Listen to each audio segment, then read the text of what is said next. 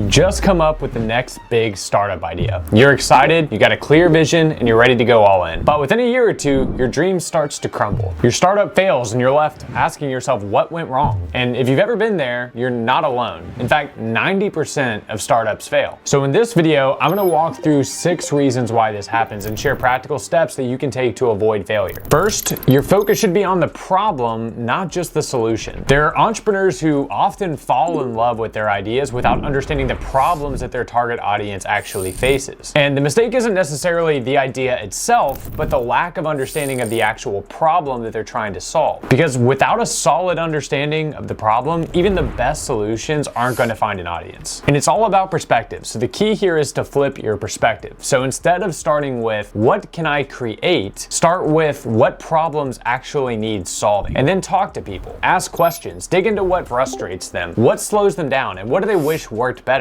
Now here's where a problem log comes in handy. A problem log is a simple tool to track pain points that you encounter or that you hear about while you're just out living your life. And speaking of your own life, just think about what's going on in your own life. What tasks frustrate you? What tools do you wish existed? And you write these down in your log. Now, over time, you're going to start to see patterns or reoccurring pain points that happen over and over again. And that's your gold mine of potential ideas. This allows you to stay laser focused on real issues that you're trying to solve rather than just getting excited about your product. You don't have to do this alone. You can brainstorm with potential co-founders because having somebody else's perspective really helps uncover insights that you may have missed. And whether it's a co-founder with a complementary skill set or somebody who's also passionate about the same problem, brainstorming with other people helps you validate and refine the idea and understand it better. Take the example of Airbnb. The founders didn't just think about creating a place for travelers to stay. Instead, they recognized a problem. People needed affordable, short-term lodging, and homeowners had unused space that they could rent out. By focusing on the problem of affordable housing for travelers and unused space for homeowners, Airbnb was able to build a solution that resonated with both groups. So don't rush into building your solution. First, spend time researching and learning and truly understanding the problem. Now, this might seem like a slower start, and it is, but trust me, it's gonna save you time and resources in the long run. Founders who skip this step often end up with products that nobody uses. Now, I've done the research, and you might just have a better chance of your startup surviving if you hit the subscribe button so that you can build your business in the smart way. My second point to avoid startup failure is validate this problem before you start to build. So now that you've identified a problem and a target audience, it's time to validate your idea before you develop it. And this is one of the most important steps that a lot of entrepreneurs skip. If you're building a product without validating the problem and the solution with your audience, you're setting yourself up for failure. Validation is the step where you test your idea before you go all in. It isn't just about asking your friends or your family what they think about your idea or if they think it's cool. It's about getting feedback from people who are part of your target audience. So how do you validate? Well, you start small. You create a simple prototype or a simple landing page, and you share your idea with your target audience. And you want to get their feedback. Are they excited? Would they pay for it? You can use tools like SurveyMonkey or Google Forms or even a social media platform to gather some feedback. Now, the goal is to learn if your potential customers actually face the problem that you think that they do and whether they're willing to pay for the solution. Validation saves you time and money, and it gives you more confidence. You'll know that you're working on something that your audience actually needs and not something that's just useless. Which brings me to my third point, which is don't try to be everything to everyone. Now, the idea of having a product that appeals to everybody sounds great on paper, but it's often a recipe for disaster. Why is this? Well, it's because whenever you try to be everything to everyone, you end up being nothing to no one. Instead, you should focus on a specific audience and conduct in-depth research. Think about who your ideal customer is. Like, what do they do? What do they care about? What challenges do they face? Where do they spend their time? How do they communicate? And when you know them inside and out, then you can create a solution that feels tailor-made for them, which is where the magic happens. Now, one of the greatest examples of this is Nike, which is one of the biggest brands that we know today. But when Nike started, they didn't try to sell shoes to everybody right away. Instead, they focused on a very specific group,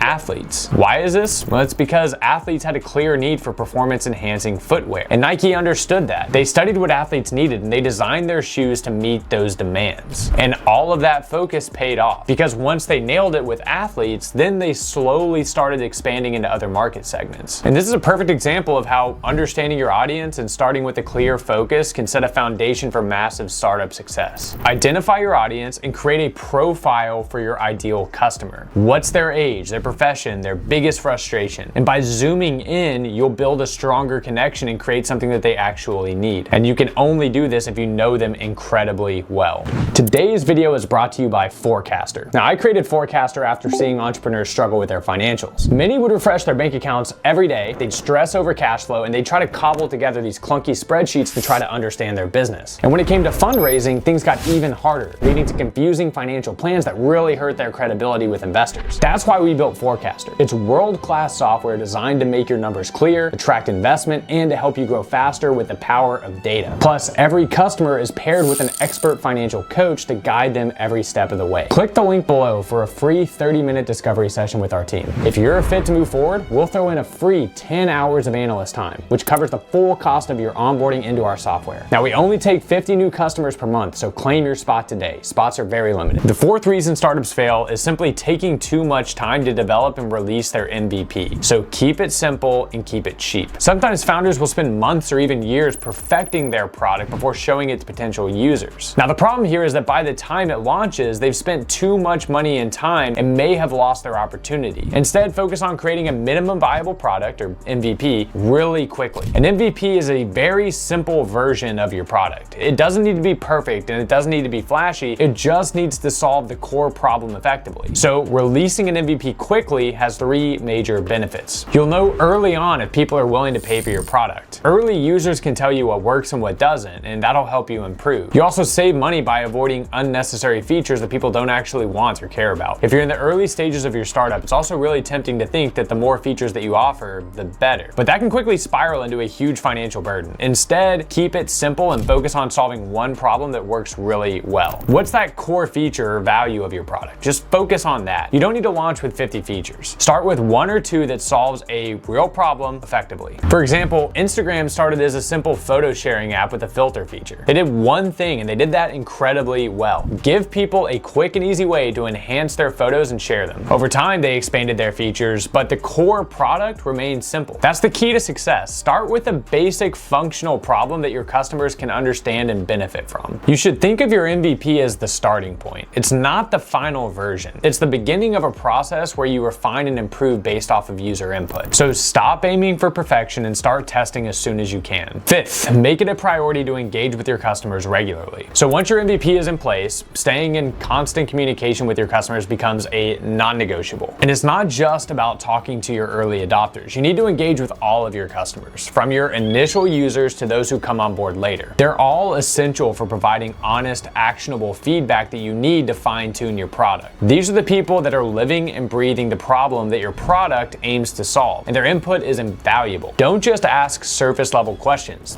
Dig deep into whether you're truly solving their pain points, if there's friction in their experience, or if they're getting enough value to stick around. These conversations are about refining your product and making sure that it's evolving in the right direction. Now, a regular feedback loop is going to give you the ability to spot patterns and identify trends and prioritize the right fixes before they turn into bigger issues. And this allows you to pivot when necessary and ensure that your product continues to meet your customers' evolving needs. Now, the result will be that you're building a product that not only solves real problems, but keeps your customers loyal and engaged and excited for what's next. And it's this kind of attention to detail that drives long-term growth, and it turns your users into passionate advocates for your brand. The last reasons that startups fail is not focusing on your team. Zig Ziglar had a quote that I love: "You don't build a business, you build the people, and then the people build the business." When hiring new team members, it's incredibly important that you actually spend the time to train them. When correcting, it's important that you teach, not tell. When building your team, it's important to understand their dreams and goals and help them achieve it. Now, Dan Martell explains how he does it. When I work with my team, I don't just tell them what to do. If I see something that they're doing wrong, I make a note of it and create training to address it. By teaching instead of simply correcting, I establish a standard that now everybody can follow. When coaching others, I often hear complaints like, "My team isn't figuring it out," or "They're too slow," or "They're not taking risks." My response is always the same: show me where you've created a training to address these issues. Most of the time, they haven't, and that's the problem. If you want your team to perform at the highest level, you need to create resources that clearly outline how things should be done. And this approach creates accountability while empowering your team with the tools that they need to be successful. It's not about micromanaging. It's about teaching and setting clear expectations so that your team can thrive. It's also one thing to understand where somebody wants to go, but it's even more important to create a clear path for them to get there. So ask your team members for their vision for their lives. Then work with them to create a development plan, specific skills, training opportunities, milestones that that can align with their personal goals and the company's needs. And by investing in your people's development, you're not only helping them grow, you're also building a team that's more capable and more motivated and more aligned with the company vision. When you train your team and you align their goals with your business objectives,